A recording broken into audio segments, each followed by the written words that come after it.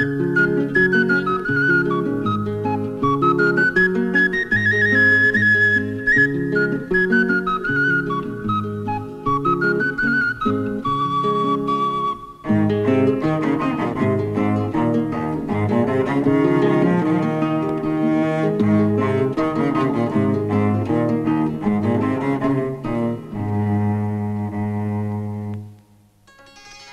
egyszer a világon egy szegény ember. Annak volt egy lánya. A szomszédjában meg volt egy özvegyasszony, annak meg volt 2 lánya. Az özvegyasszony szerette volna, hogy az özvegyember feleségül vegye. Át is üzent nékie, hogyha elveszi, a lányát sajátul tarti. A szegény ember gondolkodott. A vége mégiscsak az lett, hogy az özvegyasszonyt évötte.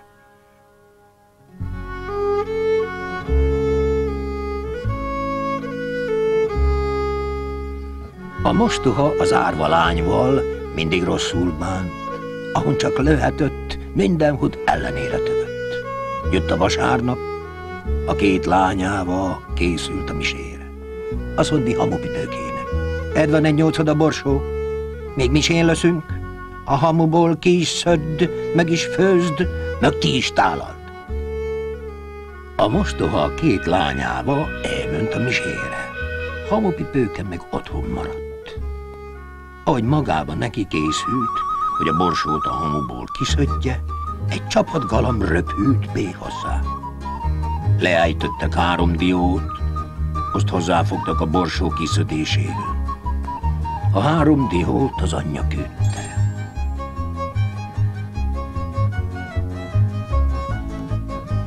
Míg a galambok szödték a borsót a hamuból, oda ment az Isten, azt küldte a lányt, hogy menjön a misére. De amikor a pap a szentséget nyújti föl, jöjjön ki a miséről. Hamupipőke fölöltözött az ezüst ruhát, benézett a kódba.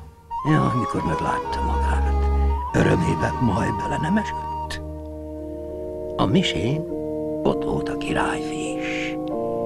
Mikor Hamupipőkét meglátta, mindjárt a szívébe tűnt, le se vette róla a szemét. De mikor a pap a szentséget fölnyújtotta, Hamupipőke kiment a templomból. A királyfi rögtön utána ment, de a lány elmondta, hogy köd előtted, köd utána azt. Semmit se látott. A lány otthon levetkőzött.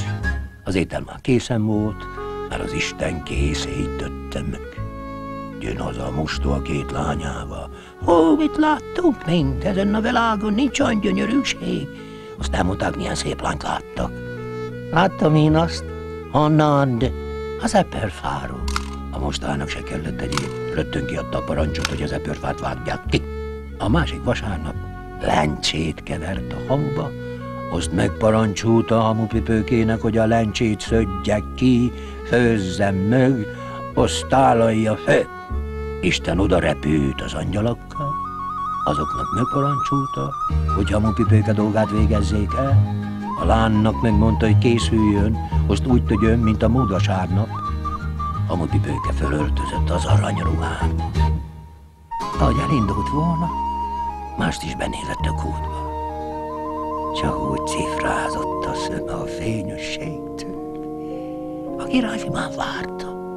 Mikor a pap a szentséget fölnyújtotta, Hamupipőke otthatta a misét, köd előttem, köd utánam, sietett haza. Mire most a 2 lányával hazaért, készen volt minden, mert az Isten mögem mindent megkészített. Hú, mit láttok? Láttam én azt a csigágasról, most a csigágast mindjárt levágatta. A 3. vasárnap a mostoha lisztöt kevert össze hamuval, azt hagyta hátra Hamupipőkének. A lisztöt a hamuból most is az Isten szödette ki. Hamupipőke fölvette a gyémánt ruhát, úgy ment a misére. De előbb benézett a kútba. Maga is meghátrázott, olyan szép volt.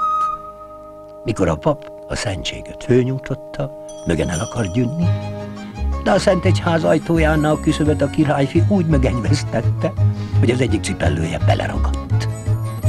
A királyfi Fölkapta a cipellőt, azt lóháton elindult a lányt keresni. Otthon a mostoha a két lánya most is dicsekedett, hogy mit láttak ők. Hamupipőke megen azt mondta, hogy ő is látott mindent a ház tetejéről. A mostoha a ház tetejét is letüttette. A királyfi végigjárta az egész falut, ahol lány volt, a cipellőt mindenhogy fölpróbáltatta, de nem volt jó egy lány lábára sem. Mikor a mostoha háza elé ért, Hamupipőkét tekenyő alá dugták. Úgy várták. Fölpróbálták a cipellőt, de nem volt jó egyik lány lábára sem. Egyszer csak az udvaron megszólalt a kakas. Teknyő alatt a szép lány! Teknyő alatt a szép lány! Hallott ezt a mostoha, kergette is a kakast, de a királyfi is hallotta. A lány ott volt a tekenyő alatt. Fölpróbálik a cipellőt, a lábán éppen a legjobb. Azt mondja a királyfi Hamupipőkének, szívem szép szerelme, én a tied, te az enyém a sírig. A mostoha két lánya meg ott maradt. Lett a vég.